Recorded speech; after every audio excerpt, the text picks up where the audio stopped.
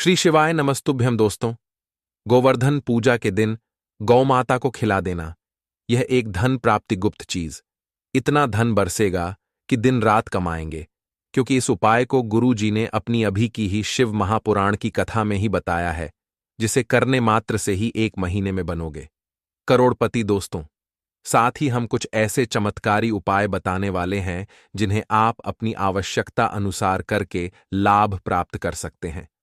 तो सबसे पहले हम आपको बता दें कि बहुत से लोगों में गोवर्धन पूजा की तारीख को लेकर कंफ्यूजन बना हुआ है और लोगों में असमंजस है कि गोवर्धन पूजा 1 नवंबर को मनाई जाएगी या फिर 2 नवंबर को। ऐसे में भक्तों, सबसे पहले जानते हैं गोवर्धन पूजा कब है 2024 में, और गोवर्धन पूजा का शुभ मुहूर्त क्या है। उसके बाद हम एक एक उपाय को बहुत ही बारीकी से समझाने का प्रयास करेंगे, जिससे आपके जीवन में धन की बढ़ोतरी होने लगेगी। बैंक बैलेंस बढ़ता चला जाएगा दोस्तों। हर साल कार्तिक माह के शुक्ल पक्ष की प्रतिपदा तिथि के दिन गोवर्धन पूजा होती है और इस दिन घरों में गोबर से गोवर्धन पर्वत यानी गिरिराज जी महाराज बनाए जाते हैं। फिर उनका विधि विधान से पूजन होता है। यह पर्व दिवाली के अगले दिन अमावस्या तिथि समाप्त होने के बाद प्रतिपदा तिथि में मनाया जाता है।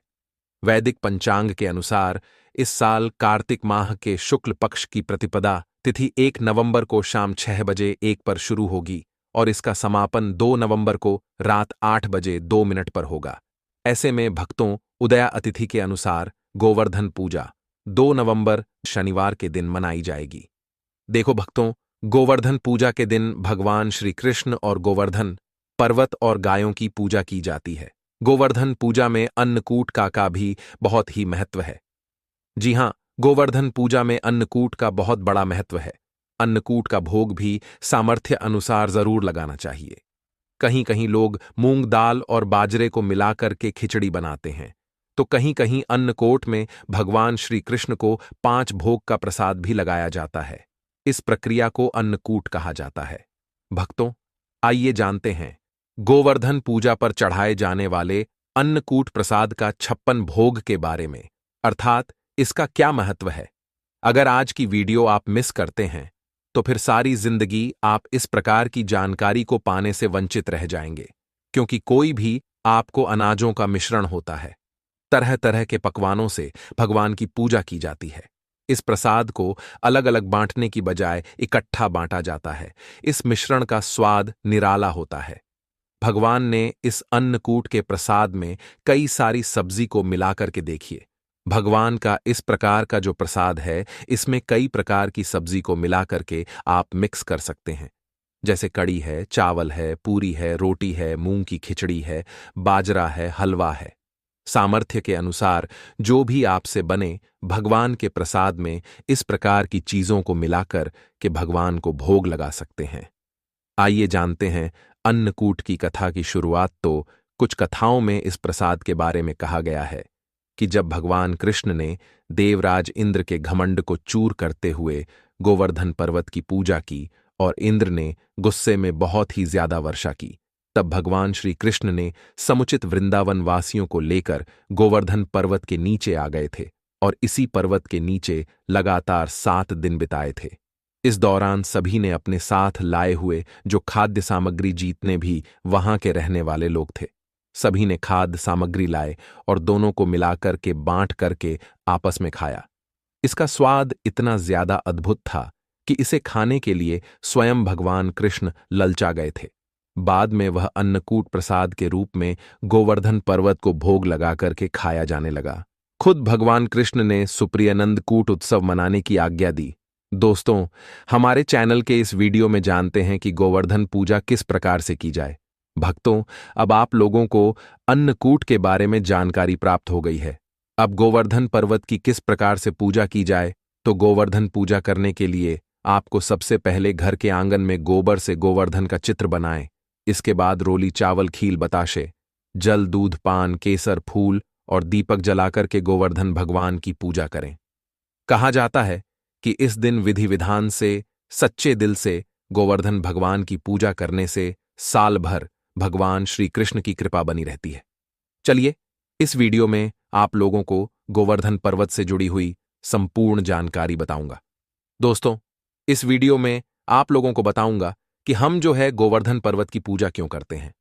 साथ ही साथ में गोवर्धन पूजा की जो कथा बताऊंगा, इस कथा को अगर कोई भी व्यक्ति सच्चे मन से सुनता है तो ऐसे व्यक्ति के जीवन में चल रही सभी प्रकार के कष्ट तत्काल समाप्त होते हैं। ऐसे व्यक्ति की सभी प्रकार की मनोकामनाओं की पूर्ति होती है, ऐसा माना जाता है। इस कथा को अगर सच्चे मन से सुने तो कोई भी आपकी मनोकामना हो, चाहे कितनी भी बड़ी मनोकामना हो, वह मनोकामना की पूर्ति हो जाती है। आइए जानते हैं। आज भी ऐसी मान्यता है कि मथुरा के पास में स्थिति जो गोवर्धन पर्वत है, इनकी पूजा करने से भक्तों की सभी मनोकामनाओं की पूर्ति होती है। यहां से कोई भी खाली नहीं लौटता। इसी वजह से यहां हमेशा ही भक्तों का देखना, जो गोवर्धन पर्वत है, वहां पर काफी भीड़ लगी रहती है। तो आइए इस वीडियो में जानते हैं, वास्तव में हम जो गोवर्धन पूजा किस प्रकार से घर में निर्मित करते हैं। सभी दर्शकों को जानकारी प्राप्त हो चुकी है। अब इनकी पूजा क्यों होती है, इनकी पूजा होने के पीछे क्या कारण है। तो गोवर्धन पर्वत की ऊंचाई आपने देखी होगी। आज से काफी पहले काफी दिखाई देते थे, लेकिन हजारों साल पहले यह बहुत ही ऊंचा था, विशाल पर्वत था, और इस पर्वत की ऊंचाई लगातार घटती जा रही है। इस संबंध में शास्त्रों में एक कथा बताई है। इस कथा के अनुसार गोवर्धन पर्वत को तिल तिल करके घटने के लिए एक रस्सी ने श्राप दिया था। श्री कृष्ण ने गोवर्धन पर्वत को भगवान का रूप बताया है और उसी की पूजा करने के लिए सभी को प्रेरित किया था।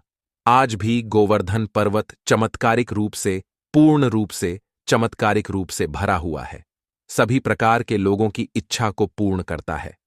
गोवर्धन पर्वत की परिक्रमा करने वाले हर व्यक्ति को जीवन में कभी भी पैसों की कमी नहीं होती। साथ ही साथ गोवर्धन पूजा करने वाले लोगों को भी पैसों की कमी नहीं होती। ऐसा माना जाता है कि महाभारत काल में गोवर्धन पर्वत की ऊंचाई करीब 3000 मीटर थी, जबकि वर्तमान में यह पर्वत करीब 30 मीटर ऊंचा ही रह गया है। गोवर्धन पर्वत की ऊंचाई लगातार घटती जा रही है। इस संबंध में गर्ग संहिता में एक कथा बताई है। दोस्तों, कथा के अनुसार भगवान श्री कृष्ण ने अवतार लेने के पूर्व राधा जी से भी पृथ्वीलोक में साथ चलने के लिए निवेदन किया था। इस पर राधा जी ने कहा कि मेरा मन पृथ्वी पर वृंदावन, यमुना और गोवर्धन पर्वत के बिना नहीं लगेगा। यह सुनकर श्री कृष्ण ने अपने हृदय की ओर दृष्टि डाली, जिससे तेज निकला और राजभूमि पर जाकर के गिरा। यही तेज पर्वत के रूप में परिवर्तित हो गया। शास्त्रों के अनुसार यह पर्वत रत्न में झरने, कदम आदि वृक्षों से सुशोभित है और अन्य सामग्री भी इसमें उपलब्ध थी। इसे देखकर राधा जी बहुत प्रसन्न हुई और तथा भगवान श्री कृष्ण के साथ उन्होंने भी पृथ्वी पर अवतार धारण किया। चलिए हमारे चैनल के इस वीडियो में जानते हैं कि गोवर्धन पूजा के दिन हमें गाय को कौन सी वह एक चीज खिलानी चाहिए। भक्तों, हमारे प्राचीन धर्म ग्रंथों में गाय को एक अत्यंत महत्वपूर्ण और पवित्र पशु माना जाता है। शास्त्रों में गाय को माता कहा गया है और समस्त देवी देवता का पूजन करते हैं। गौ माता के शरीर में 33 कोटि देवी देवताओं का निवास होता है। गाय एक अत्यंत पवित्र, निर्मल, शांत, निष्पाप जीव है। ऋग्वेद में इसे संसार का पालन पोषण करने वाली कामधेनु माता कहा गया है। इसके दर्शन मात्र से मनुष्य के हजारों पाप नष्ट हो जाते हैं। इसीलिए कभी इस निष्पाप गौ माता पर अत्याचार नहीं करना चाहिए। गाय को कभी मारना नहीं चाहिए और कभी उन्हें कष्ट नहीं देना चाहिए। गाय को मारना शास्त्रों में सबसे बड़ा पाप माना गया है।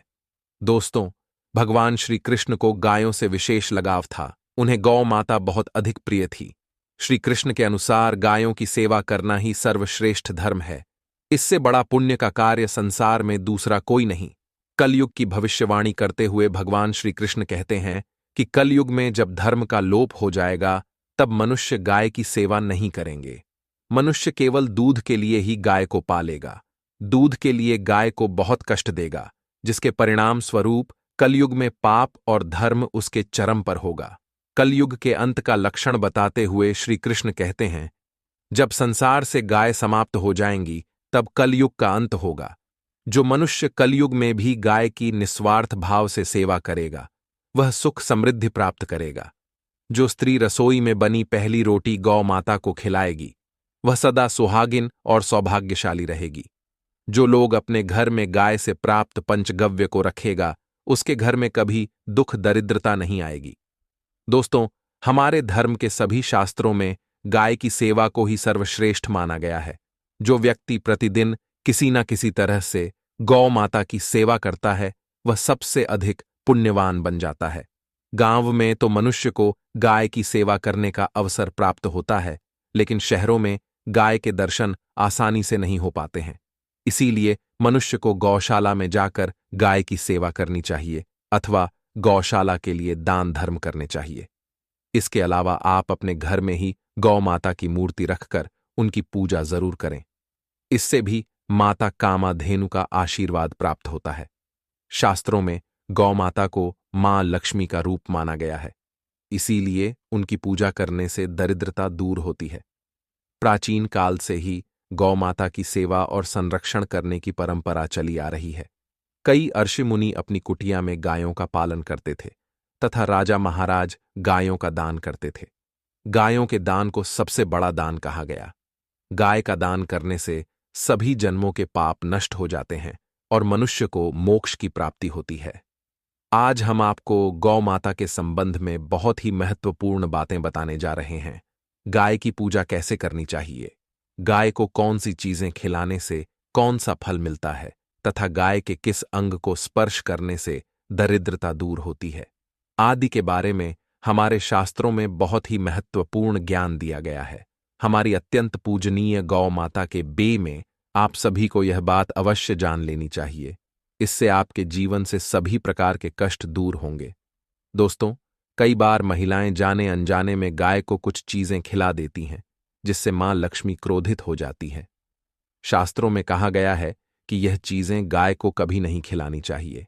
इससे मनुष्य के जीवन में दुर्भाग्य आता है और उसे किसी भी कार्य में सफलता नहीं मिलती है। तो चलिए जान लेते हैं गौ माता के विषय में महत्वपूर्ण नियम। सबसे पहली बात है दोस्तों, गौ माता के दर्शन करना बहुत शुभ होता है।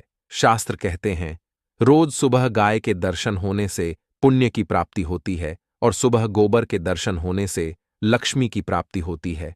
अगर किसी महत्वपूर्ण कार्य के लिए जा रहे हैं और अचानक ही गौ माता आपके रास्ते में आ जाती है, तो वह कार्य निश्चित ही सफल हो जाता है। किसी भी यात्रा पर निकलते समय अगर गौ माता के दर्शन हो जाए, तो वह यात्रा सुखपूर्वक पूर्ण हो जाती है। इसमें संशय नहीं है। ज्योतिष शास्त्र के अनुसार कुंडली में यदि पितृदोष होता है, तो अन्य उपायों के साथ साथ गौ माता को प्रतिदिन रोटी और घास खिलाने से लाभ होता है और पितृदोष से मुक्ति मिलती है। इसी तरह कुंडली में यदि क्षण की 7.5 या महादशा है, तो हर शनिवार और अमावस्या को काले रंग की गाय को घास या रोटी खिलाएं और उसकी पूजा करें। इससे शनि दोष कम होता है। गौमूत्र यानी कि गाय का मूत्र बहुत ही उपयोगी, पवित्र और स्वास्थ्य की दृष्टि से अत्यंत हितकारी होता है। आध्यात्मिक दृष्टि से तो गौमूत्र का महत्व है ही, साथ ही वैज्ञानिक और स्वास्थ्य की दृष्टि से भी गौमूत्र के बहुत से लाभ बताए गए हैं। गौमूत्र में बहुत से खनिज पदार्थ और स्वास्थ्यवर्धक तत्व होते हैं, जो हमारे शरीर की शुद्धि करते हैं और बहुत से रोगों से भी बचाते हैं। साथ ही गौमूत्र छिड़कने से वातावरण में शुद्धता और पवित्रता व्याप्त हो जाती है। इसीलिए हमारे शास्त्रों में शरीर को निरोगी रखने के लिए प्रतिदिन गौमूत्र का सेवन करने तथा घर में गौमूत्र छिड़कने के लिए कहा गए। कुंडली में शुक्र ग्रह की स्थिति को मजबूत करने के लिए ज्योतिष शास्त्र के अनुसार सुबह के भोजन में सबसे पहली रोटी निकालकर एक सफेद गाय को खिलाना शुभ माना जाता है। अगर आपकी कुंडली में बुध ग्रह कमजोर है या आपको किसी कारण इसके दुष्प्रभाव झेलने पड़ रहे हैं, तो हर बुधवार के दिन गाय को हरा चारा खिलाना शुरू कर दें। इससे बुध से जुड़े दुष्प्रभाव दूर होंगे और आपको तमाम समस्याओं का हल मिल जाएगा। अगर कुंडली में मंगल दोष है, जिसके कारण आपके जीवन में कई तरह की परेशानियां हैं, तो लाल रंग की गाय की सेवा करें। मंगलवार के दिन गाय का पूजन करें और उसे गुड़ और चने आदि खिलाए। बृहस्पति ग्रह को जीवन के सभी मांगलिक कार्यों का कारक माना जाता है। ऐसे में अगर किसी व्यक्ति के जीवन में विवाह आदि मांगलिक कार्यों में विघ्न निर्माण हो रहे हैं, तो उन लोगों को कुंडली में बृहस्पति ग्रह की स्थिति को मजबूत करने के लिए रोटी पर गुड़ और चने रखकर गाय को खिला देना चाहिए। इससे आपको शुभ परिणाम प्राप्त होते हैं। अगर घर में अशांति है, लड़ाई झगड़े होते रहते हैं, तो घर में सुख शांति बनाए रखने के लिए घर के अंदर गाय के गोबर से बने उपले को जलाना चाहिए और उसका धुआं संपूर्ण घर में फैलाना चाहिए। इससे घर की नकारात्मक ऊर्जा नष्ट होती है और सकारात्मक ऊर्जा में वृद्धि होती है। गाय के दूध, दही, घी, गोबर और गौमूत्र से बनने वाले मिश्रण को पंचगव्य कहते हैं।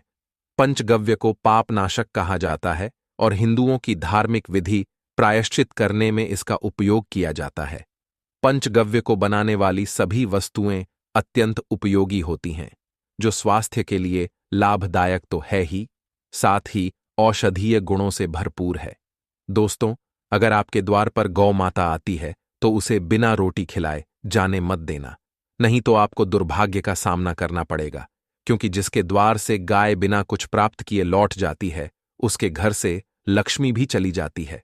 प्रत्येक स्त्री को प्रतिदिन गाय के लिए एक रोटी बनानी चाहिए और प्रेम से गौ माता को खिलानी चाहिए। इससे गौ माता का आशीर्वाद प्राप्त होता है और मन की इच्छाएं पूर्ण होती हैं। कुछ लोग गौ माता को बासी भोजन अथवा झूठ खिला देते हैं। इसे शास्त्रों में पाप माना गया है। गाय एक शाकाहारी और पवित्र पशु है, इसीलिए गाय के भोजन में कभी मांस, अंडे आदि चीजें नहीं डालनी चाहिए। ऐसा करने से महापाप लगता है। यदि आपकी कुंडली में चंद्र दोष है और जिसके कारण लगातार परेशानी उठानी पड़ रही है, तो आप यह एक उपाय जरूर करें। रोटी पर सफेद मक्खन, नमक और घी लगाकर गौ माता को खिला दें। यदि क्षण दोष है तो आटे में थोड़े काले तिल मिलाकर रोटी बनाकर गौ माता को खिला दें। इससे शनि दोष समाप्त होता है।